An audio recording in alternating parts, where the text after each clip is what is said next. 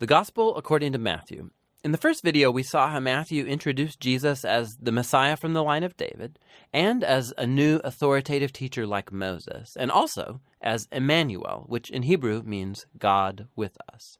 After Jesus announced and taught about the arrival of God's kingdom, and after he brought the kingdom into day-to-day life among the people of Israel, we saw that Jesus was accepted by many, but rejected by others, especially Israel's religious leaders, the Pharisees.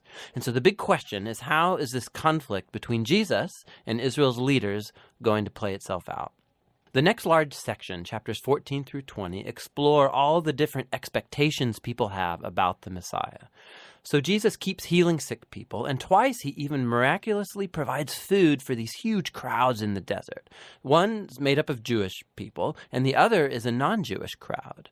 And this sign, it's very similar to what Moses did for Israel in the wilderness. And so all these people are excited about Jesus. They think he's the great prophet and the Messiah, but not the religious leaders. Their view of the Messiah is built on passages like Psalm 2 or Daniel chapter 2 about a victorious Messiah who's going to deliver Israel and defeat the pagan oppressors.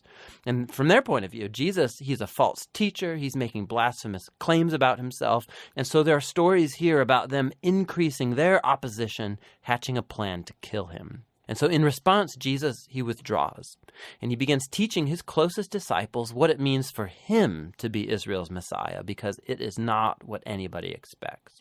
So Jesus asks his disciples, chapter 16, he says, "Who do you all say that I am?" And Peter comes up with the right answer, it seems. He says, "Well, you're the Messiah. You're the Son of the living God."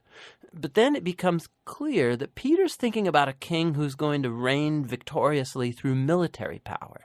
And Jesus challenges Peter, saying that, yes, I am going to become king, but through a different way. And so Jesus starts to teach on themes from the prophet Isaiah, who said that the Messianic king would suffer and die for the sins of his own people. And so Jesus, he was positioning himself as a messianic king who reigns by becoming a servant and who would lay down his life for Israel and the nations. Well, Peter and the disciples, they mostly just don't get it. And so Jesus enters into the fourth block of teaching, followed by a series of teachings after that. And these are all about the upside-down nature of Jesus' messianic kingdom, which turns upside down all of our value systems. So in the community of the servant king, you gain honor by serving others. And instead of getting revenge, you forgive and do good to your enemies. And in Jesus' kingdom, you gain true wealth by giving your wealth away to the poor. To follow the servant Messiah, you must become a servant yourself. In the next section, we watch the two kingdoms clash, Jesus' kingdom and that of Israel's leader. Jesus comes to Jerusalem for Passover riding in on a donkey, and the crowds are hailing him as the Messiah. And Jesus immediately marches into the courtyard of the temple, and he creates this huge disruption that brings the daily sacrifices to a halt. His actions speak louder than words here. As Israel's king, Jesus was asserting his royal authority over the temple, the place where God and Israel met together. And in Jesus' view, the temple was compromised by the hypocrisy of Israel's leaders. And so here he's challenging their authority, and naturally, they're deeply offended. And so they try to trap Jesus and shame him in public debate, and they fail. So they end up just determining to have him killed. In response, Jesus delivers his final block of teaching. He first offers this passionate critique of the Pharisees and their hypocrisy, and then he weeps over Jerusalem and its rejection of God and his kingdom. Then Jesus withdraws with the disciples, and he starts telling them what's going to happen.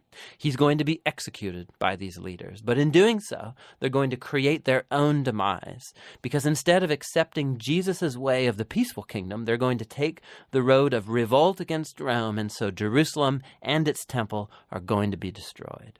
But, Jesus says, that is not the end of the story. He's going to be vindicated after his death by his resurrection. And one day, he'll return and set up his kingdom over all nations. And so in the meanwhile, the disciples need to stay alert and stay committed to just announcing Jesus and his kingdom and spreading the good news. And so with all of that ringing in the disciples' ears, the story comes to its climax. That night, Jesus takes the disciples aside and he celebrates a Passover meal with them.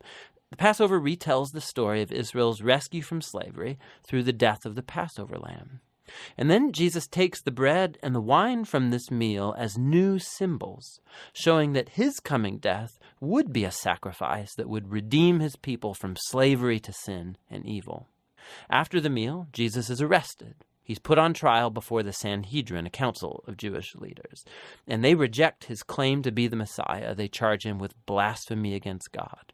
Then Jesus is brought before the Roman governor, Pilate, and he thinks Jesus is innocent, but he gives in to the pressure from the Jewish leaders, and he sentences Jesus to death by crucifixion.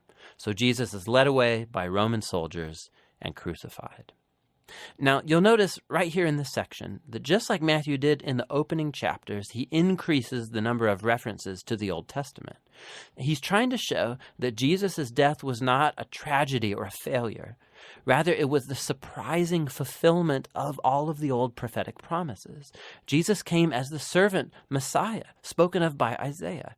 He was rejected by his own people, but instead of judging them, he is judged on their behalf, bearing the consequences of their sin. So the crucifixion scene, it comes to a close, and Jesus' body is placed in a tomb. But the book ends with a surprising twist, the last chapter. The disciples, they discover on Sunday morning that Jesus' tomb is empty. And then all of a sudden people start seeing Jesus alive from the dead. And the book concludes with the risen Jesus giving a final teaching called the Great Commission. Jesus says that he is now the true king of the world. And so he sends his disciples out to all nations with the good news that Jesus is Lord and that anyone can join his kingdom by being baptized and by following his teachings. And echoing all the way back to his name, Emmanuel, God with us, from chapter 1, Jesus' last words in the book to his disciples are, "I will be with you." It's a promise of Jesus' presence until the day he finally returns. And that's the gospel according to Matthew.